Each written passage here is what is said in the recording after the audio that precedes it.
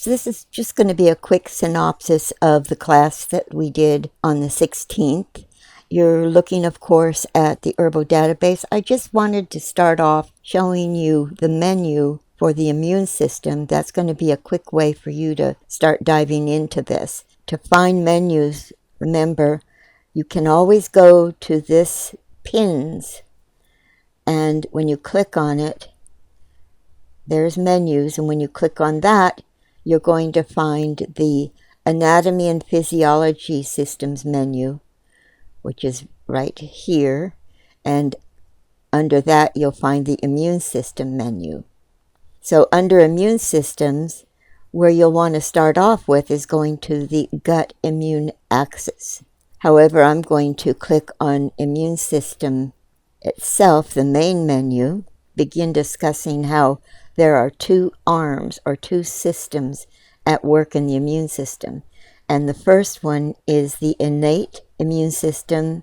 That system goes to work immediately if it's just a small little area of concern, or 8 to 10 hours if an actual infection is setting in. It's non-specific, and it's activated by antigen chemical properties. We'll talk more about antigens in just a bit here. Now with the adaptive, that one takes some time. It can take up to a week or longer to get going. Later on we'll get into the adaptive or acquired immune system. But for now we're going to stick with the innate, immediate, ancient immune system. And we're going to look at that through the lens of our gut immune axis. You see over here on the left is the gut immune axis. I can click on that. So we're starting out with the innate immune system, and the first line of defense is called the barrier function. We're going to zoom in on the intestines and what kind of barrier function is going on there. That's where our bodies are able to detect what is friendly and what is pathogenic. So let's just click on intestinal mucosal barrier and get started. Now, everything that you see on the screen underneath intestinal mucosal barrier is related to that. And over time, we'll get into all of those things. But for now, let's just start with this. The colon wall is the largest immune organ in the body. The intestinal mucosa, found in both the large and small intestine, is the battlefield on which friends and foes need to be recognized and properly managed to find the ideal balance between tolerance, a state of health. For example, the foods you eat are recognized as beneficial and taken in, and an immune response or a state of inflammation to pathogens. Despite its complexity, mistakes are rarely made, but when they are, we pay a high price. Now, one of the important areas of the intestinal mucosal barrier is called GALT, the gut-associated lymphatic tissue. And I'm going to pull that up, and we're going to now watch this video that we watched in class.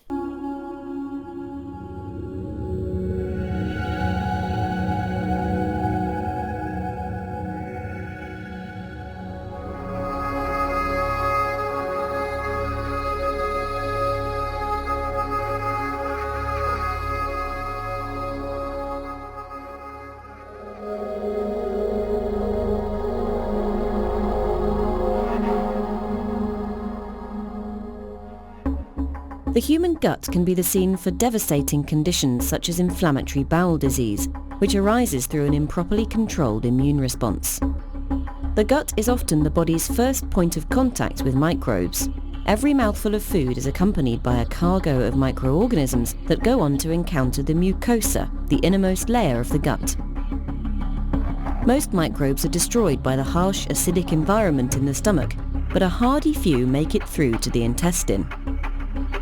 The intestinal surface is covered with finger-like protrusions called villi, whose primary function is the absorption of nutrients. However, these structures and the underlying tissues also host the body's largest population of immune cells. Scattered along the intestinal mucosa are dome-like structures called Peyer's patches.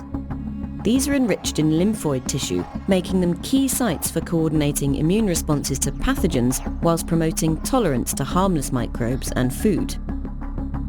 The villi contain a network of blood vessels to transport nutrients from food to the rest of the body. Lymphatics from both the Peyer's patches and villi drain into the mesenteric lymph node.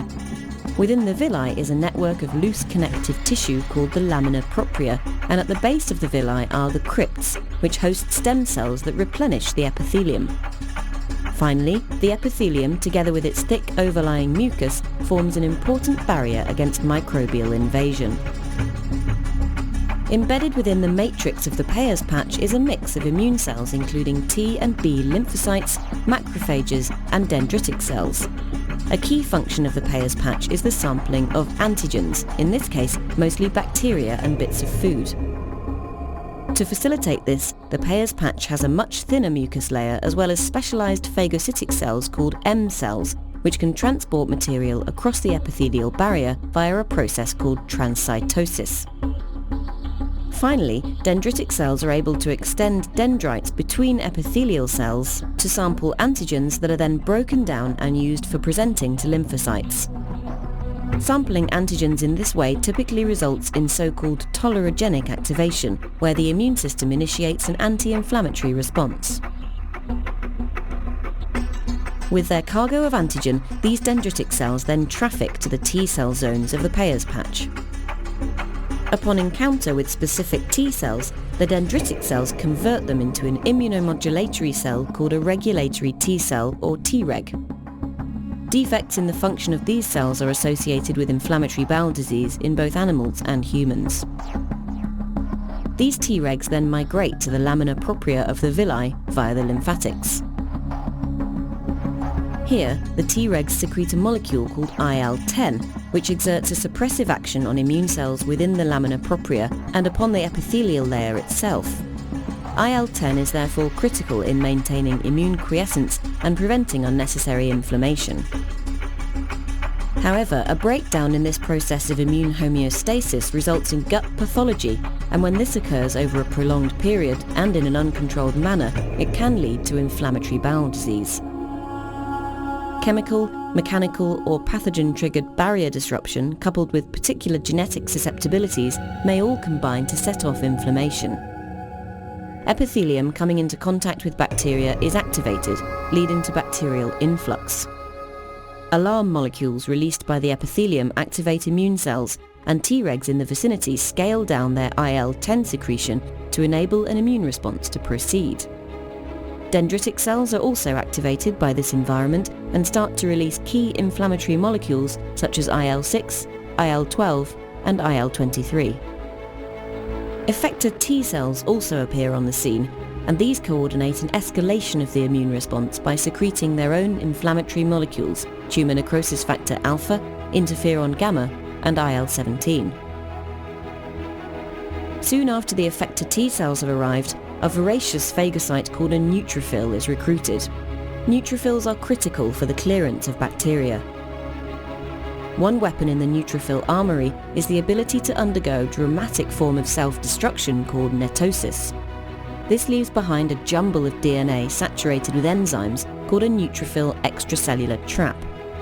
Although this can effectively destroy bacterial invaders and plug any breaches in the epithelial wall, it also causes collateral damage to tissues. Slowly the tide begins to turn and the bacterial invasion is repulsed. Any remaining neutrophils die off via apoptosis, a non-inflammatory form of cell death, and are cleared by macrophages. Epithelial integrity is restored by replacement of any damaged cells with new ones from the intestinal crypts.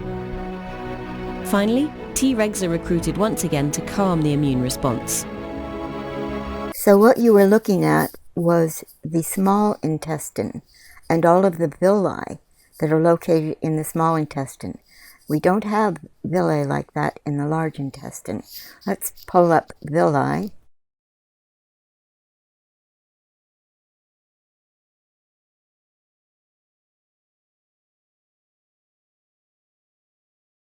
And we'll go into this.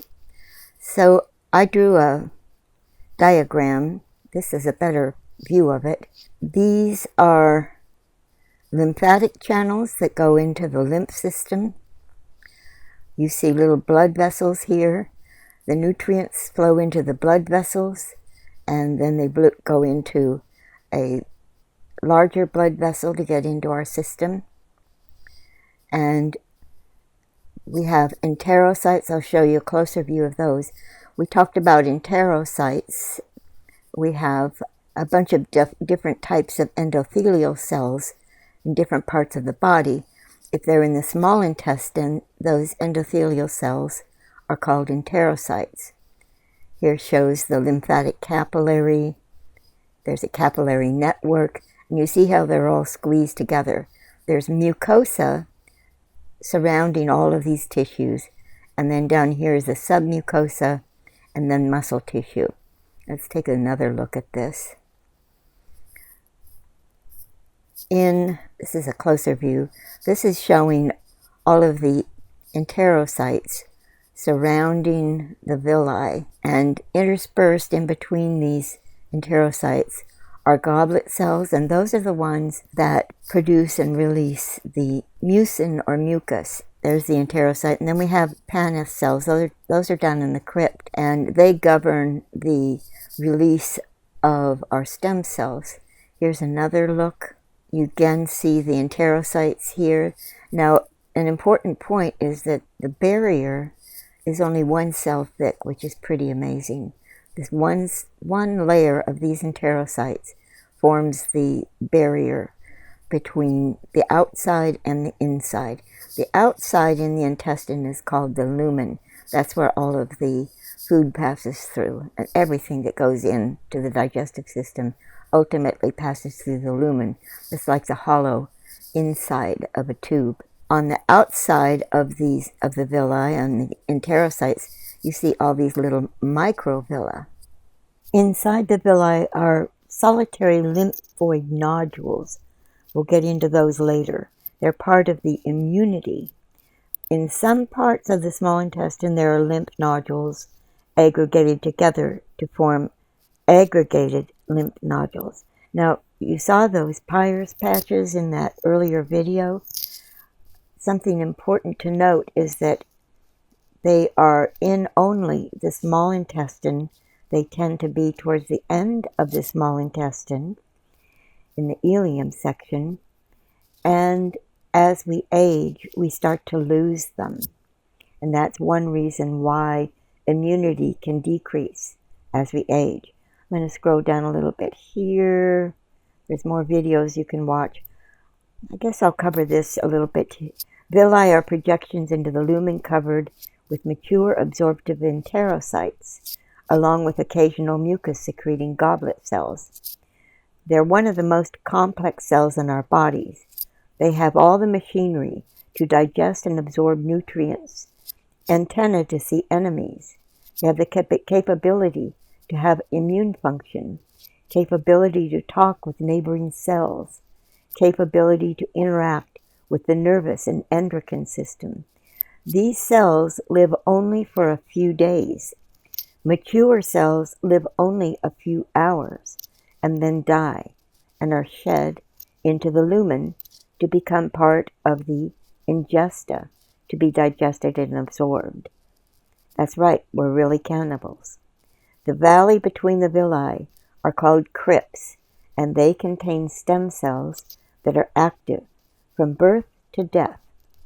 No matter how old you are, your guts are only 5 to 7 days old, the life of an enterocyte.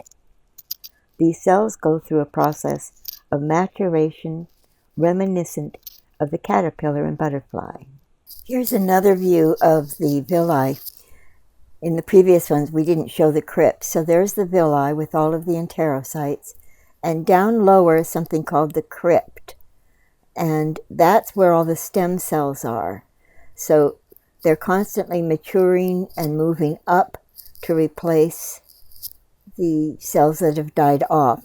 And down here are the Paneth cells, which govern the movement. So then we started talking about how the gut microbiome fits into all of this, and how only 10% of the cells in our body are actually human.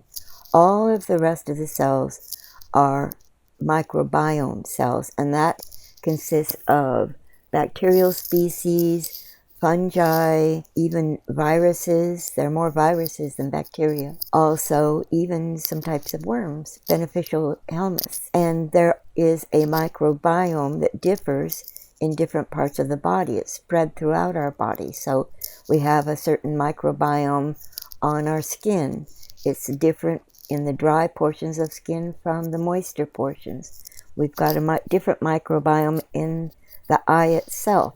Now, when we get into the digestive system and the gut microbiome, it's important to note that there's not supposed to be much in the way of a microbial species, beneficial microbial species in the small intestine. The bulk of it is located in the large intestine. If something happens, usually it's through a valve leak, the microbiome of the colon starts to move up into the small intestine. You get something called SIBO.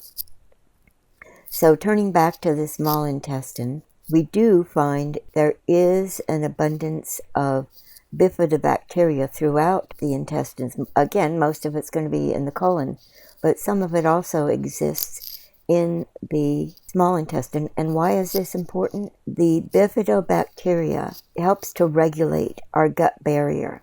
In fact, I called it the mayor of the microbiome colony, which exists in a biofilm. Think of it as kind of like a city under a dome. That dome is the biofilm, and it's protecting the inhabitants from the outside, but there's a lot of communication going back and forth. So all of our gut microbiome exists under a protective biofilm. Not all biofilms are bad. And the bifidobacteria is keeping everything organized.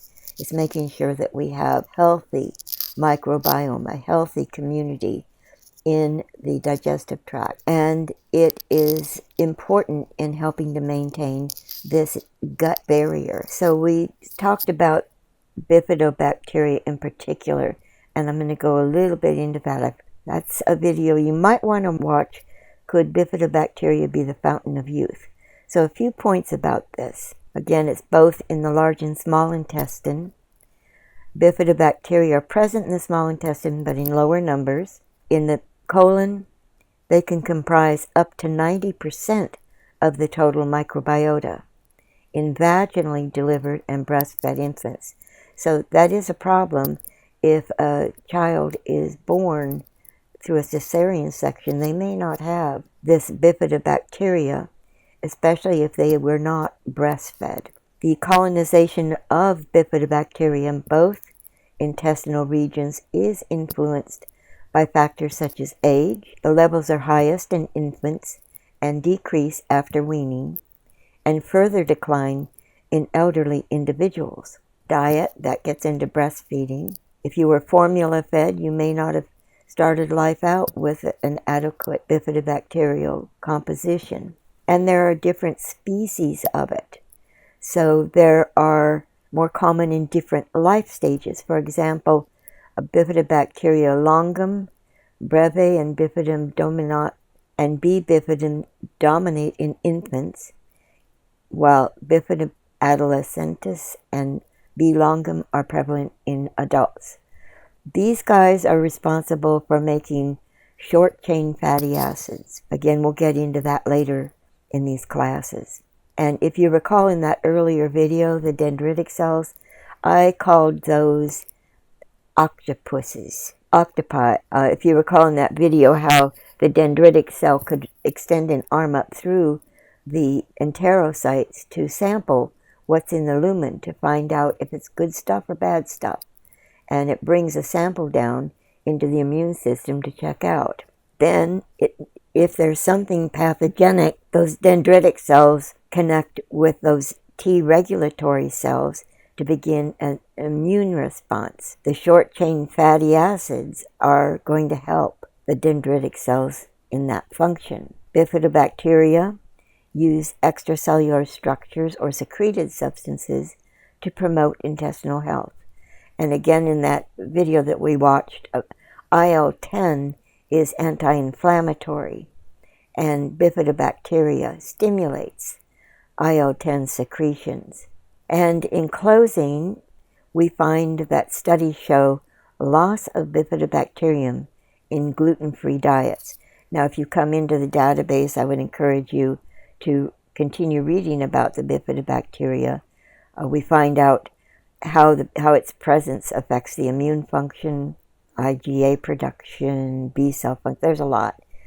How do different strains of bifidobacteria affect immune responses differently? So there's a lot here about the bifidobacteria. And one question is, what food supports bifidobacteria growth in the gut? We briefly went over this: fermented dairy foods, high fiber foods, prebiotic rich foods, fermented, polyphenol rich foods. That's really important. The fiber and polyphenol foods, if you only want to remember two things, remember high fiber and polyphenols for the gut microbiome, especially bifida, whole grains, and resistant starch. So with that, folks, I will close, and we're going to continue in class on this intestinal barrier.